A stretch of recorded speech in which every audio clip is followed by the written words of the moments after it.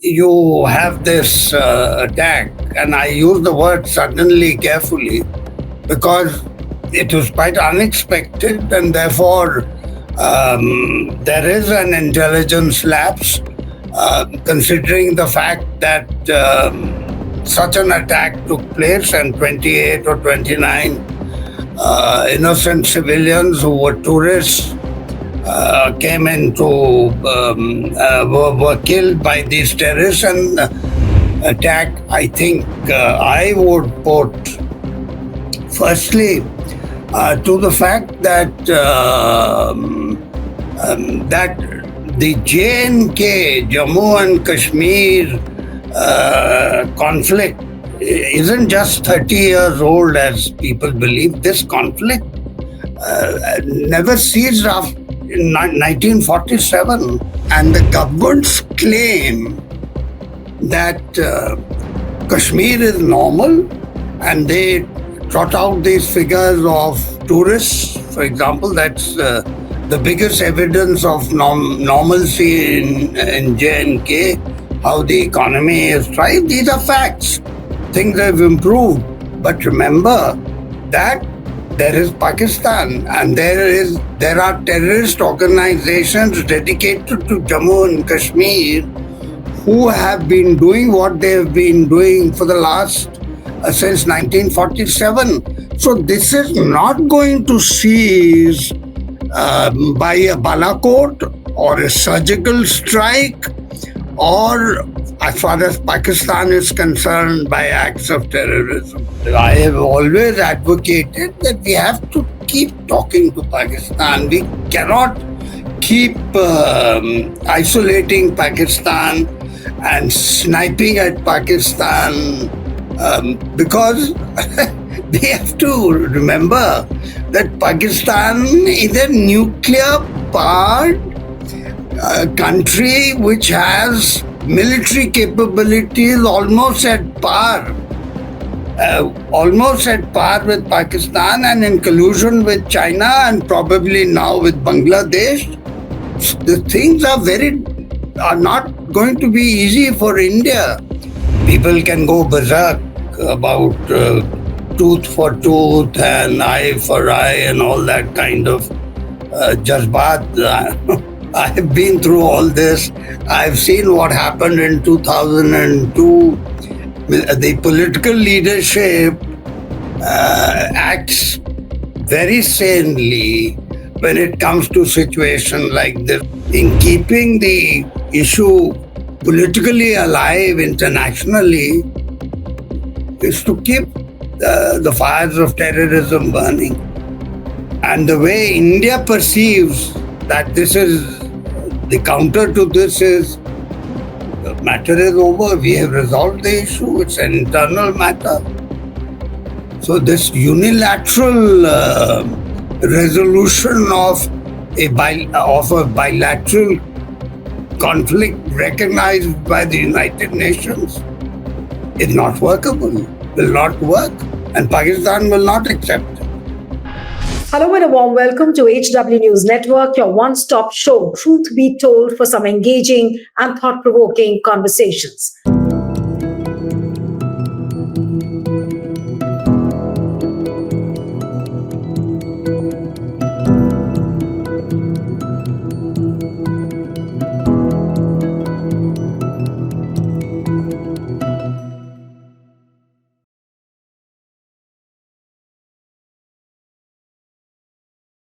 A dastardly terrorist attack has taken place in the tourist spot of Kashmir's Pahalgam, where 26 civilians, mostly tourists, were killed. And this happened somewhere in the afternoon of Tuesday. Now, what sources are saying that this is one of the deadliest attacks in the valley since 2019 Pulwama strike.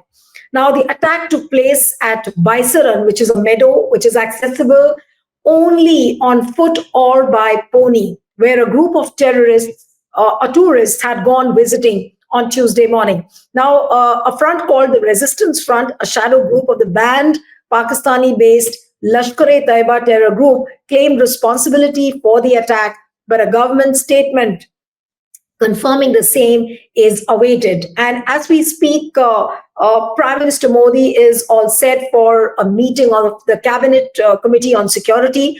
Home Minister Amit Shah is already in Srinagar, where he was seen meeting Chief Minister Omar Abdullah. He's already paid tributes to the victims. But the big question is that what are the factors that could have led to a terror attack like this? Was it a massive intelligence failure? What are the factors on the ground? What about organizations like the Resistance Front, where what we are getting to know is that there were a lot of homegrown terrorists who were supported by from the other side of the border? Joining me now this evening is the retired Major General Ashok Mehta. So thank you so much for joining on HW News Network. And my first question to you, what would you really say your first thoughts at this particular attack which has happened in Pahalgam? And why Pahalgam? That's the biggest question. Yeah, the first thought, obviously, that it's a very sad moment.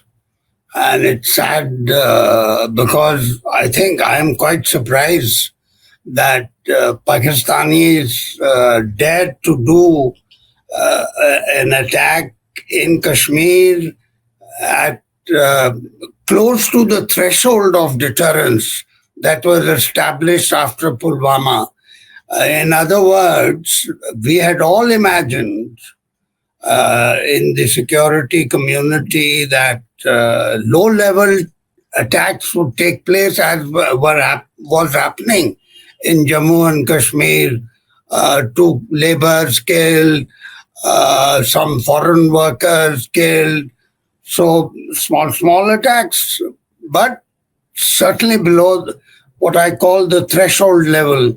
Now, suddenly, you have this attack, and I use the word suddenly carefully because it was quite unexpected, and therefore there is an intelligence lapse, considering the fact that such an attack took place and 28 or 29 innocent civilians who were tourists came into, were killed by these terrorists. And from what I just read is that a special operation group, one officer and 3 Pakistani militants were infiltrated a couple of days ago.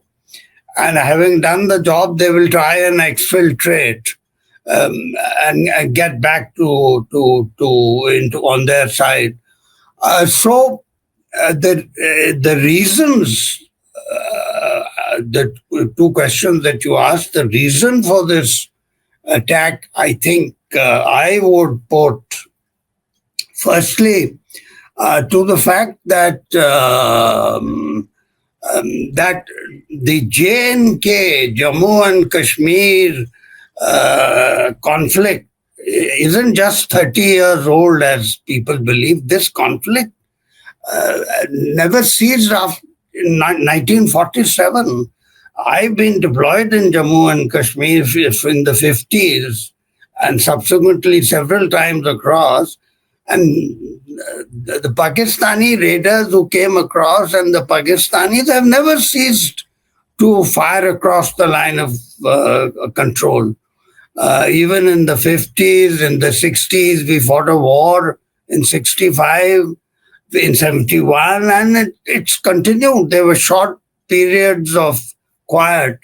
So, and the root cause is this issue of Kashmir. And that is why that Pakistani Army Chief 2 days ago or 3 days ago, Asim Munir, spoke about the 2-nation theory. And he very clearly mentioned that there is Hindu India and there is Muslim Pakistan. And then he talked about the jugular vein that which is Jammu and Kashmir, which will never be separated from them, and that they will continue to provide moral support uh, to the people, the indigenous people here who are struggling for their independence. That I think is the principal reason that this is a matter which has not been resolved by war, which has not been resolved by diplomacy. The United Nations has failed to resolve it. So India decided, in its wisdom, to resolve it, self resolve the conflict by abrogating Article 370 and on 5th August 2019 do what it did, change the maps, and it's become an integral part of India, QED. Well, I don't think international affairs on a matter which is disputed and listed in the UN can terminate like this unilaterally by one side. General Mehta, but does it not show that the all the claims of normalcy which were made by Prime Minister Modi and Amit Shah, they have basically fallen flat. Nothing is normal, it seems. And on the ground, the situation rather remains much more volatile. Yeah, I think what has happened is that the situation has certainly improved. The levels of violence that we saw in Jammu and Kashmir in, say, 2000, 2001, 2002, and then leading to the attack on Parliament, and that was humongous. And gradually, the levels of terrorism, depending upon the responses, both political and diplomatic, India and Pakistan only ceased talking about J&K in 2016. And so once it became clear to Pakistan that India is not going to talk, India has isolated Pakistan, or at least attempted to isolate Pakistan by suspending SARC. There's no SARC summit since 2016. It has there's been mutual diplomatic sniping. We talk about integrating POK, the Pakistan occupied Kashmir, while they speak about jugular vein. And these pinprick attacks have been happening, and the governments claim that Kashmir is normal, and they trot out these figures of tourists, for example. That's the biggest evidence of normalcy in J&K, how the economy has thrived. These are facts. Things have improved. But remember that there is Pakistan, and there are terrorist organizations dedicated to Jammu and Kashmir who have been doing what they have been doing for the last since 1947. So this is not going to cease by a balakot or a surgical strike, or as far as Pakistan is concerned, by acts of terrorism. So we have to find a way, and I have always advocated that we have to keep talking to Pakistan. We cannot keep isolating Pakistan and sniping at Pakistan, because we have to remember that Pakistan is a nuclear powered country which has military capabilities almost at par with Pakistan, and in collusion with China and probably now with Bangladesh. The things are not going to be easy for India. And therefore we have a situation on the ground which the CCS will meet and decide. And besides what I just mentioned, the geopolitical context is interesting. Prime Minister Modi is in Saudi Arabia, and the the vice president of America, who is de facto is a very powerful vice president, one of the most powerful vice presidents in the history of the United States. He's in India. And the Pakistanis dared to do this attack, or maybe they chose this moment and they chose Pahalgam because it kills two birds with one stone. It carries out a a terrorist attack, and it really puts a spike into the economy of Jammu and Kashmir, hurts the Muslims as much as it hurts the majority of the Indian tourists who go there. So it's a well planned and a very calibrated attack, and we have to be very careful in how we respond. No, but when you say that we've got to be very careful in responding to a situation like this, and I'm sure BJP spokespersons, the way they talk, the BJP right wing troll army, the way they respond, can Modi afford another Bala strike at this point of time? Given the geopolitical factors, given what is happening within the country, we are surrounded with a tariff regime now. Can we afford another Bala quote? No, we cannot. We cannot, because the escalation that would result in a post Balakot like strike will be far more dangerous this time than it was in 2019. In 2019, the Americans were completely on board with India on what India did and how Trump almost went along with Modi and pressurized Pakistan into releasing Wing Commander Abhinandan and ending that the confrontation without further escalation. This time, it can't be like that. Firstly, the military equation is different. Yes, we have the Rafales as opposed to the Mirage 2000, but so do the Pakistanis have the Chinese JF 20 aircraft, which is almost the fifth generation. I don't know how many aircraft they have. And on the ground, also the Pakistanis are much better equipped than they were in 2019. So the tactical equation of military forces is quite different. The strategic equation is also different because of the escalation involved or the guaranteed escalation involved. And we are not sure how far the Trump administration will go along with India this time, considering the fact that they want to make up. They want to make up with the Pakistanis. They want to.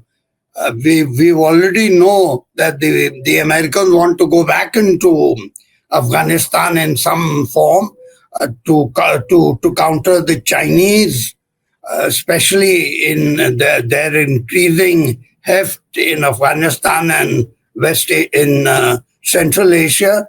So the geopolitical situation is different. I've heard some of my colleagues on channels already, one channel at least, where at this time people can go berserk about tooth for tooth and eye for eye and all that kind of jazbat. I have been through all this.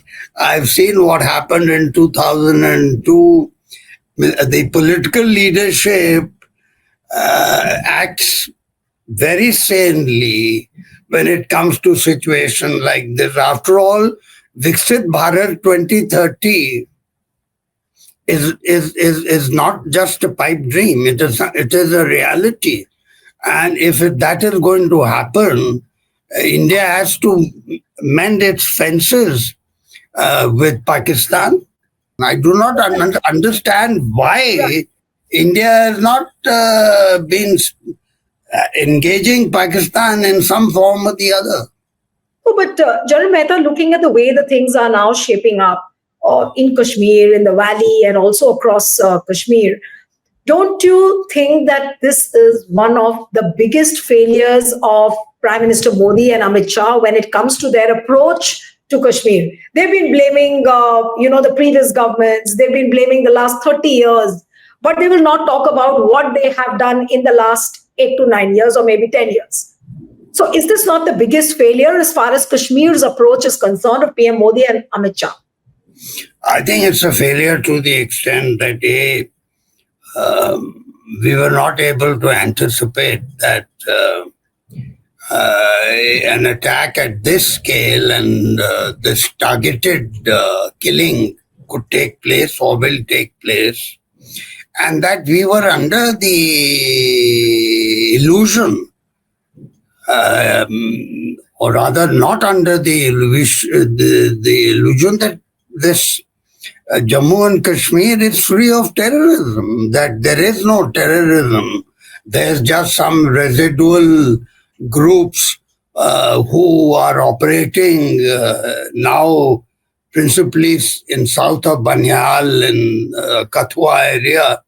And that's it. Jammu and Kashmir is after abrogation of Article 370.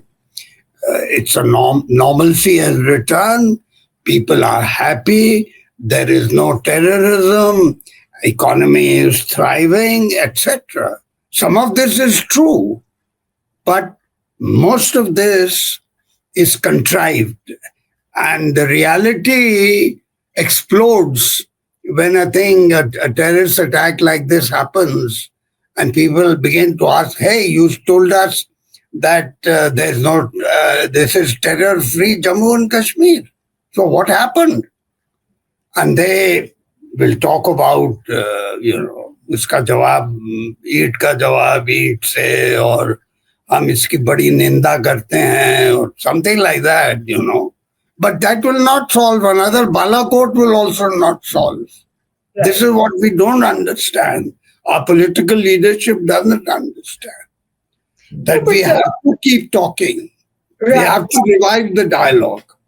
Right. But what about the informal networks on which the government has not paid attention at all, how they could have been beneficial? Say, for example, during Kargil attacks, there are stories of how shepherds used to give inputs to the armed forces. Now, that kind of a network, it seems, is not there, or the government doesn't want those kind of inputs. What is your sense on the ground you get from the way the government is trying to handle situations like these? Well, as far as Pakistan is concerned, the government is very clear that no talks and terror will not go together. And now this government policy, will become watertight. That whatever chance, because I think as far as Pakistan is concerned, Pakistan is, up to its neck in problems. But the fact that I think there is a certain desire in the case of Pakistan, to lead a level of normalcy, but resolve the issue of Kashmir.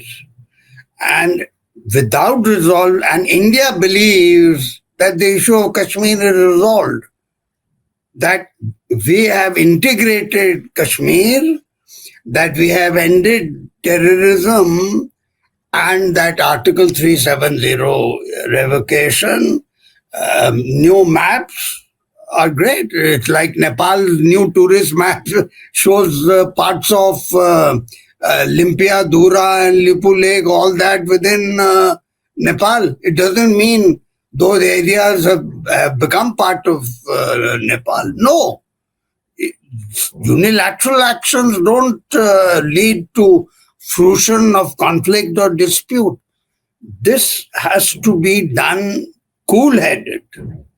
and not with raw emotion that there is anger because this terrorist attack has taken place, but this terrorist attack, I think, was in many ways inevitable. That Pakistan has to keep the issue of Jammu and Kashmir alive, and somehow an attack like this makes it lights up the flame once again. But where does the buck stop here? Because I remember when 2611 happened, the Home Minister had to resign, and there were calls of how UPA has failed. Now the same questions are not raised of Amit Shah. The same questions are not raised similarly. I mean, even if they are raised, the media doesn't pay heed to it. Neither do the people take notice of it. All those calls have somewhere got dissipated, but the questions remain the same. I think this is a matter of how India has voted for the BJP. They enjoy a majority in both houses of parliament, and this electoral majority is all that counts today. And people who have voted, so I mean, you can criticize the judiciary, you can go for the Chief Justice of India, you can do what you like.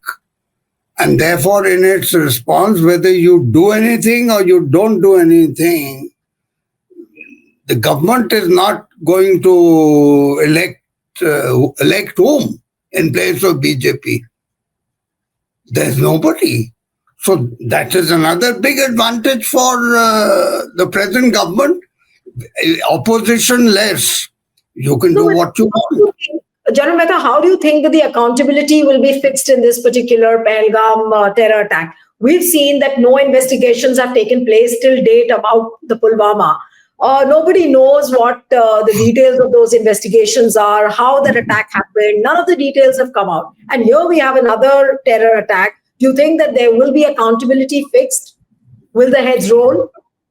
I think as far as this government is concerned, it has not carried out any inquiry or investigation, for example, into what happened in East Ladakh in 2020. There was this massive intelligence failure.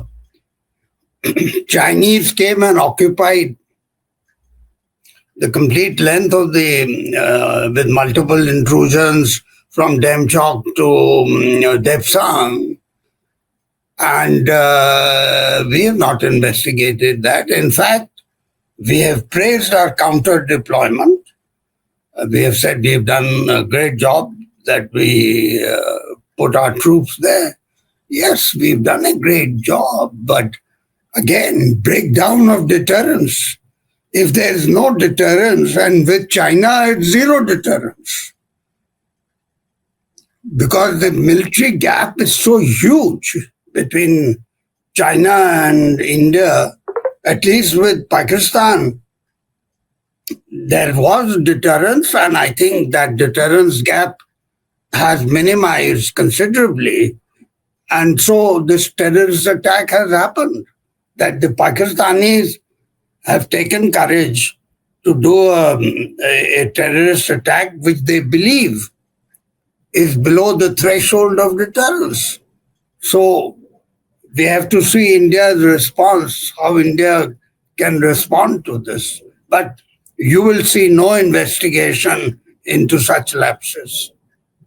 But, the manner in which they are trying to communalize this attack, they're saying that, look, Hindus have got killed, but they will not identify how Muslims also have been targeted in this particular attack.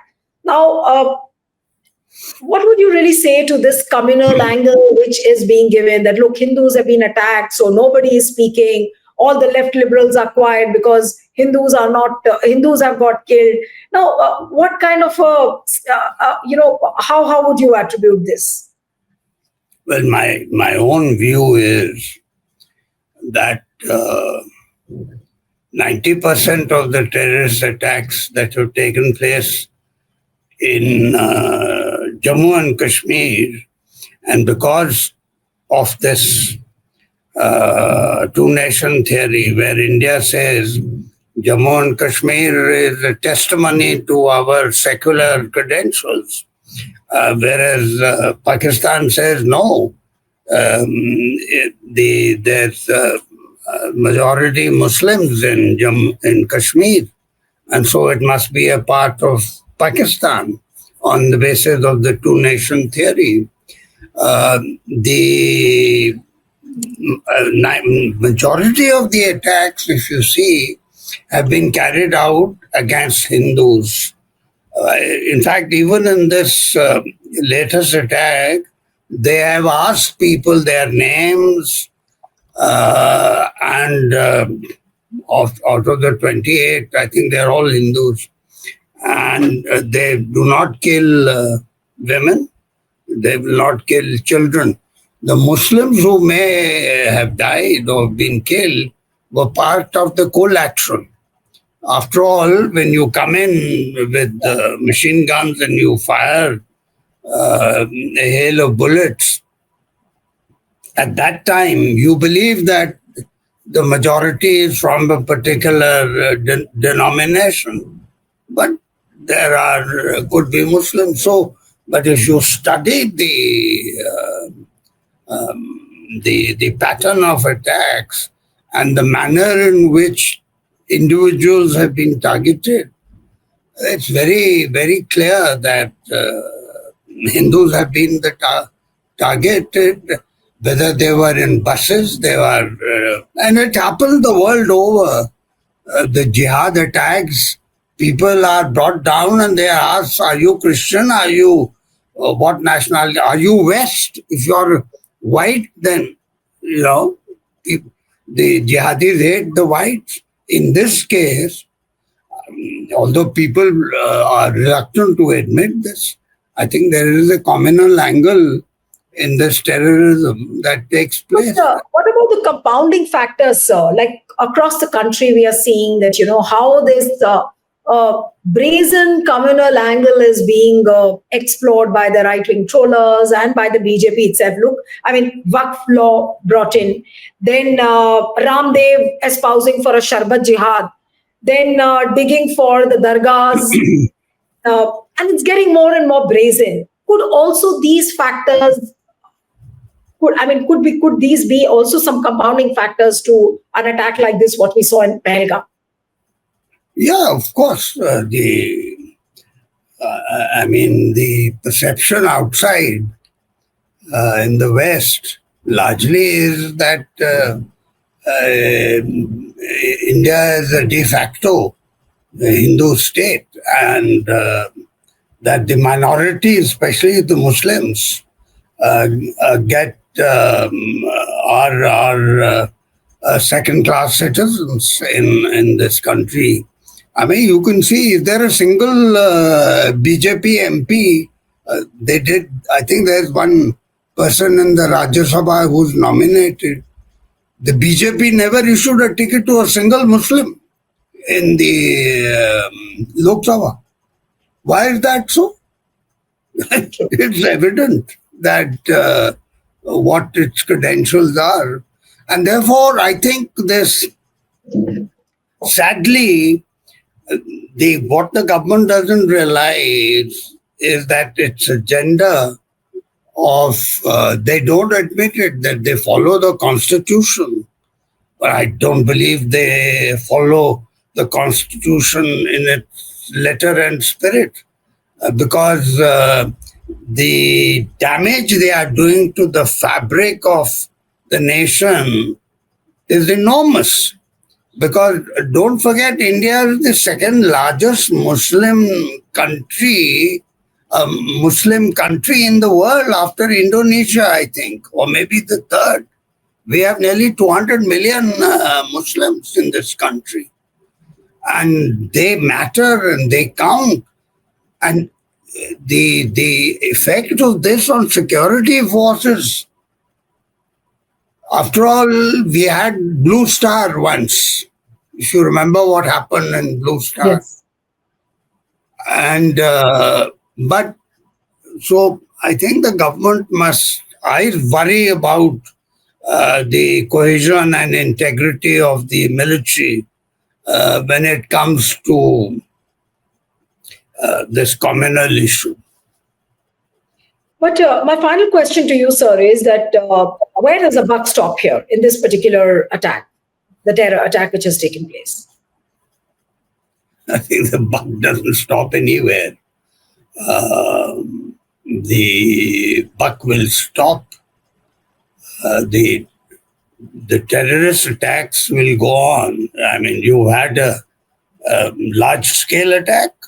This doesn't mean that smaller attacks in Jammu and Kashmir will stop, and for the foreseeable, they will not stop. The only way Pakistan sees in keeping the issue politically alive internationally is to keep the fires of terrorism burning. And the way India perceives that this is the counter to this is the matter is over. We have resolved the issue. It's an internal matter. So this unilateral resolution of a bilateral conflict recognized by the United Nations is not workable, will not work, and Pakistan will not accept it.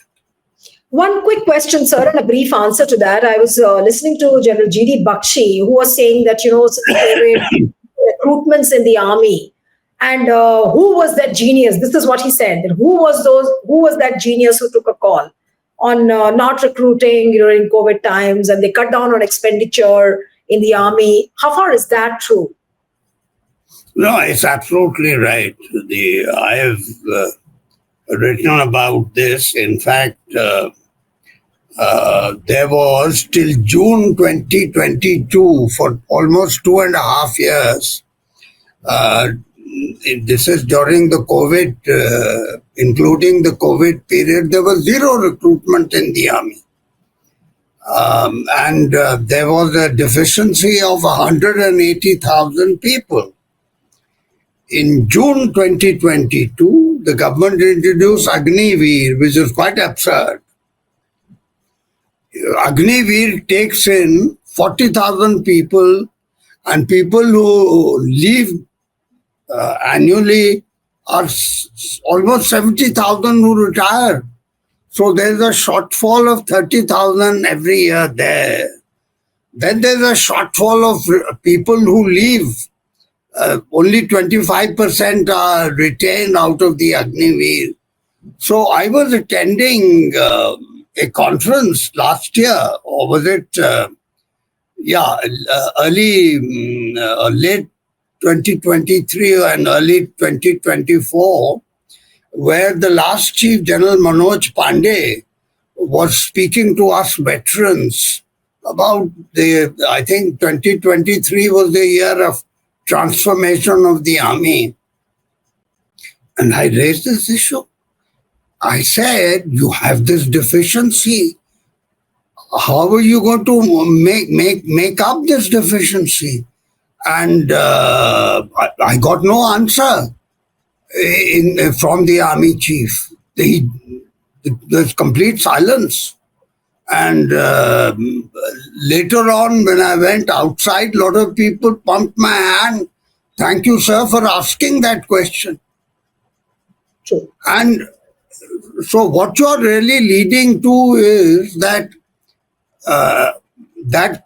because there was a shortfall of troops when the East Ladakh incident happened, they removed troops from Jammu and they deployed them in East Ladakh. So there were voids in Jammu, and today the bulk of the insurgency that is happening in Jammu and Kashmir is in the south of Banial, because we lifted troops from there.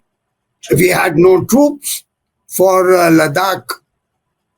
So yes, today infantry units are short of 60 to 70 people and with people on leave, people going on courses and doing all kinds of duties, they are operationally below par.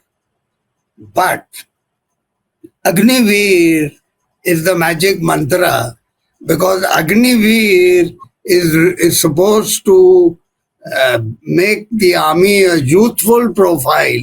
The real purpose of Agniveer is to cut pensions, to cut salaries, because your pension bill 2 years ago was more than the amount, was something like 1.25 lakh crores, whereas your pension bill was more than the amount available for modernization.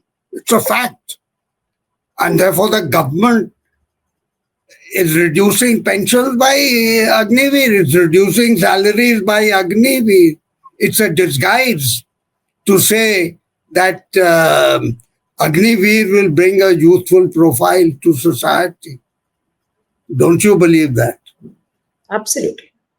Very unfortunate what has happened in Pahalgam, but our heart goes out to the families who've lost their dear ones. And my deepest condolences to all those, but I don't know how they will get a closure and how the government is really going to tackle a situation like this.